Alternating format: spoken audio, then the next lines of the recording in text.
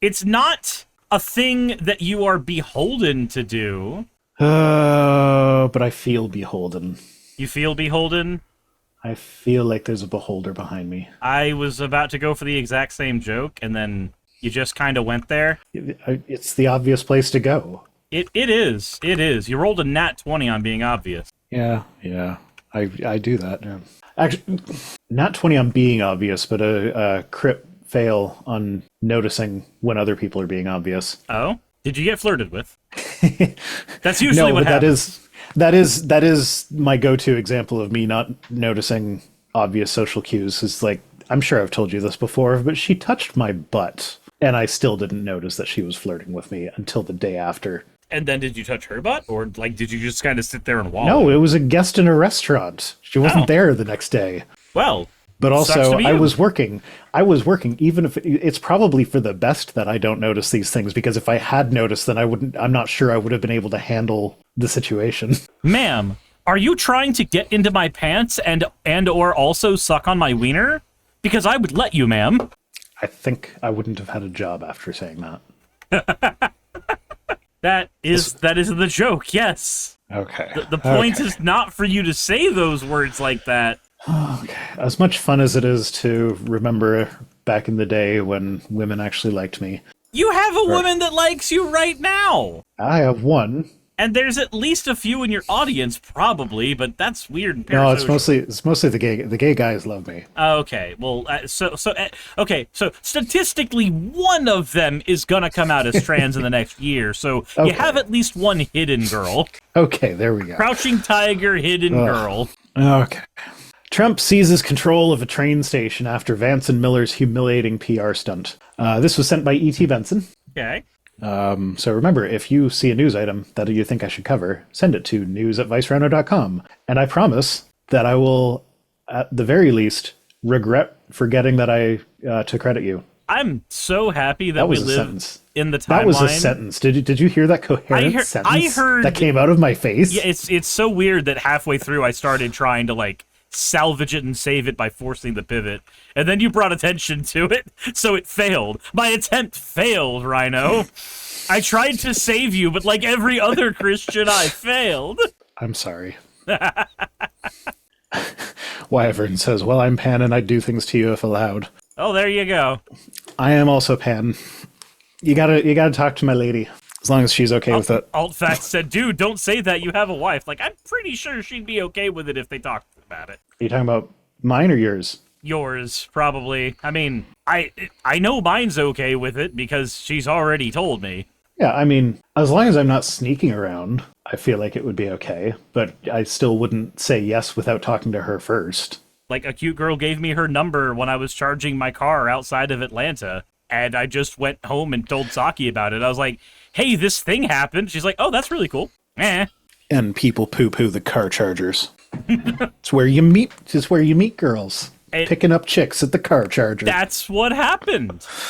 That's actually what happened. Okay. Anyway, this comes to us from thedailybeast.com.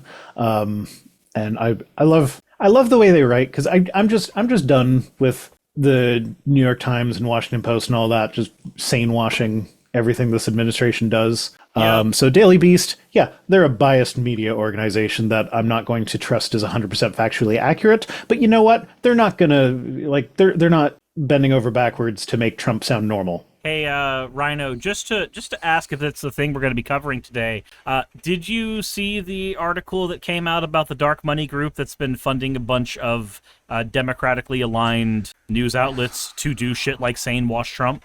Have you? No, I'm not surprised. Because I'm staring at it right the fuck now. Is it the Heritage Foundation? No. It is. I'm just gonna see, an initiative aimed at boosting Democrats' online offers influencers up to 8. So this one is for influencers. This one's not for the not for things like the Daily Beast, but it offers influencers up to $8,000 a month to push the Democratic Party line. All they have to do is to agree to keep the fact that they got that money secret and agree to restrictions on their content and the type of stuff they will talk about. Okay, I'll take $8,000 a month and torpedo the watering hole. Like, yeah, I'll say your shit to the 5 people that'll still watch me after I start doing that for $8,000 a month. That pays for a goddamn nanny. It does. Okay. It does. Anyway, so President Trump's administration has taken control of Washington, D.C.'s Union Station after 3 of his top officials were loudly heckled during a botched PR stunt at the transit hub. Of this Transportation Secretary Sean Duffy, a former contestant in Road Rules, announced on Wednesday that his department would reclaim management of the station's second busiest rail terminal as part of the administration's efforts to tighten control over the capital. So they've got a new fleet of high-speed trains, which were first... They go out of their way in this article to point out all of the stuff that Obama did and Biden did that they're trying to take credit for now. So the new trains that are... Obama did this. I did this. Yeah, no, so the new trains were ordered under Obama in 2016, and they will benefit from infrastructure investments made as part of Joe Biden's Bipartisan Infrastructure Act. So, yeah, they're celebrating these new trains that Biden and Obama made possible. Yay, my favorite. I love plagiarism. Oh, and yeah, here we go. The controversial federal takeover of D.C. has included deploying National Guard soldiers to patrol the streets, assisting police in tackling crime, and picking up trash. Have you seen those videos? The National Guard picking up trash? Yeah, they've got them in high-visibility orange vests, picking up garbage in the parks. Okay, that sounds... Like, that sounds like a great use of... That sounds like a job for funds. not the National Guard. It does sound like a job for not the National Guard, but they don't have anything for them to do. It's like, they're not... Not only are they not trained to police citizens, they're not legally allowed to police citizens. Like, if they need to arrest someone, they need to call the police. So They can't.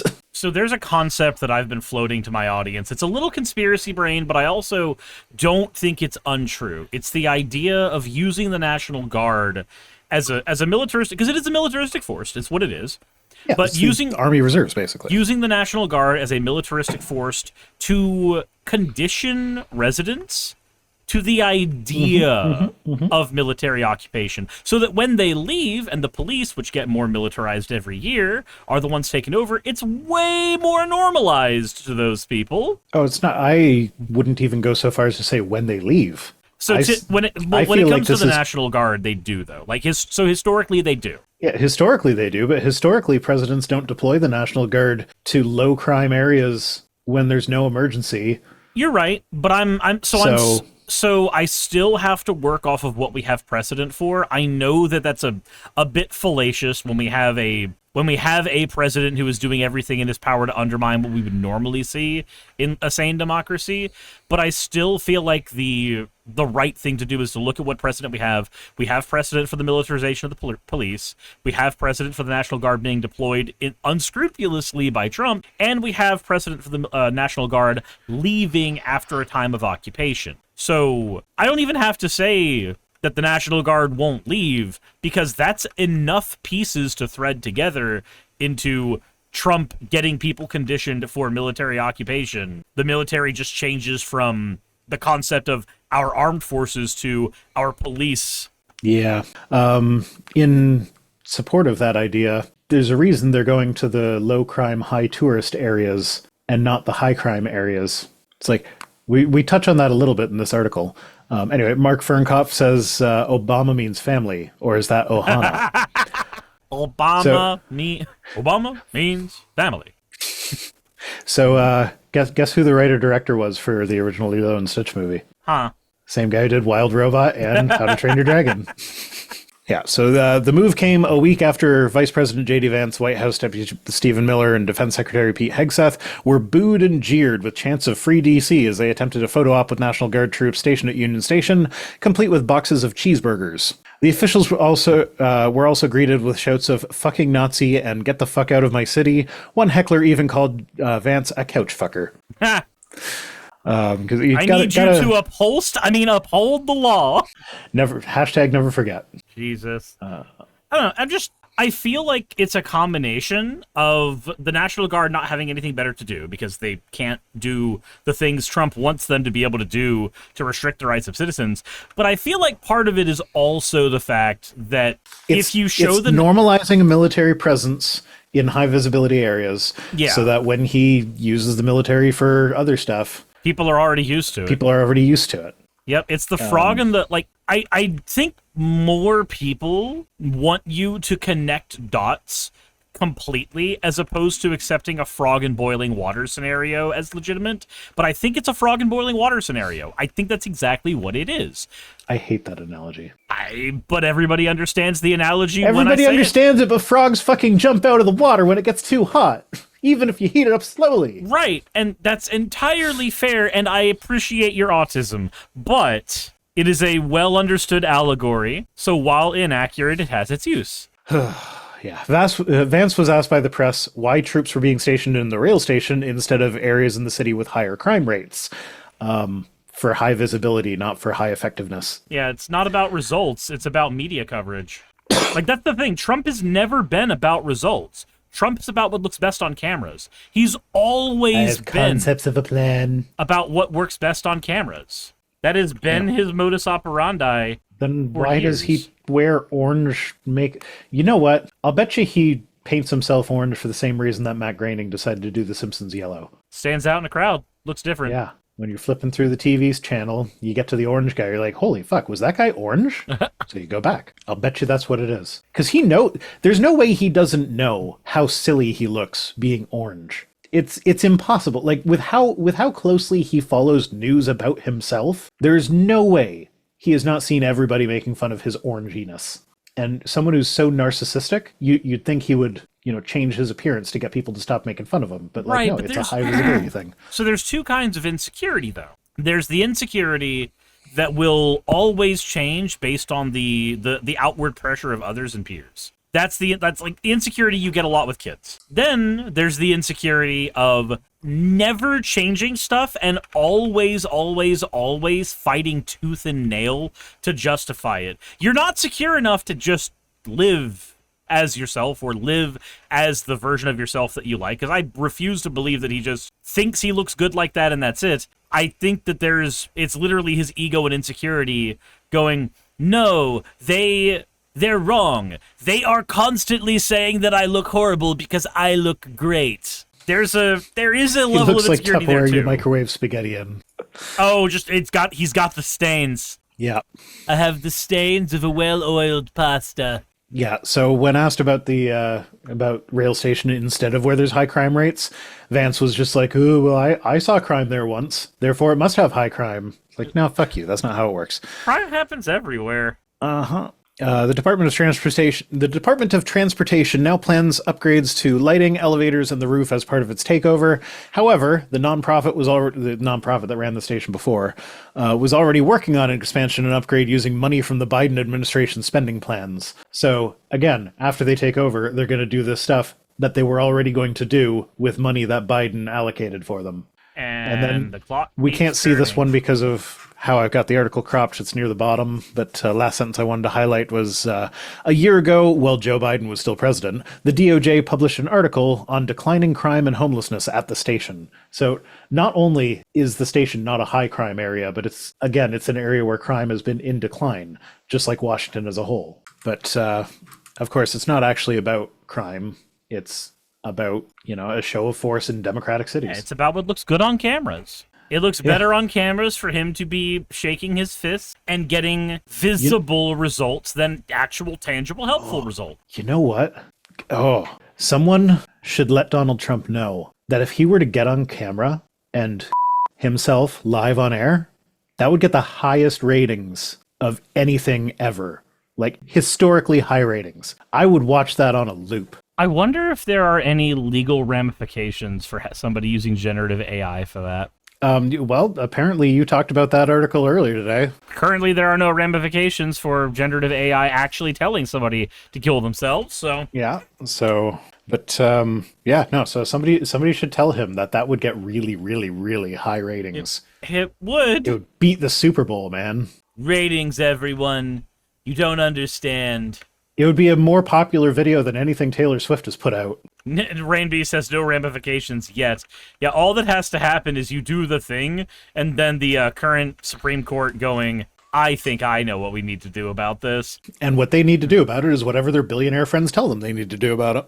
No, it's just, he's having his kid put through college, that's all. He's also getting a bunch of vacations, that's all. He also maybe paid for a car or 3, that's all. And free housing for his mother. Fuck Clarence Thomas. Yeah. Girl with the face. I thought you said to fuck himself. That's what the beep was for. It was to leave it Yeah. ambiguous. But by saying that, you're leaving it less ambiguous, so, you know, you don't. Hey, thanks for making it to the end of the video. I really could not do any of this without all of you. Those of you watching, and especially those of you who support me on Patreon. I wanted to go ahead and take a minute to thank all of you who do that, because with YouTube being what it is these days, I really cannot do this full time without the support from each and every one of you. Those people would be Red Joker, Purple Poundini, Jemshin, Britzkrieg, Jupe the Malignant, Michael, Ravalern, Mabbity Babbity, Astral Frontier, Tales of Atonement, Nixie Chan, Kiri Artemis, Limor Pinku, Love Bunny Games, Victorian Alchemist, I'm not saying the last part of that, and you know that, Aurora, Leela Ururaka, Arcton Arclacier, Kiratorian, Dren Hadamata, Jordan M, John L, Lord Bleck, Smiling Game Master, and Fireshard. Thank you so very much. But since you're here, why not go ahead and try watching another one? There should be one that's on the screen right now. And if you are a patron of mine, I wanted to go ahead and thank you again for all of your support. There is still a video you could press though, if you'd like. I would appreciate it. Just a little bit.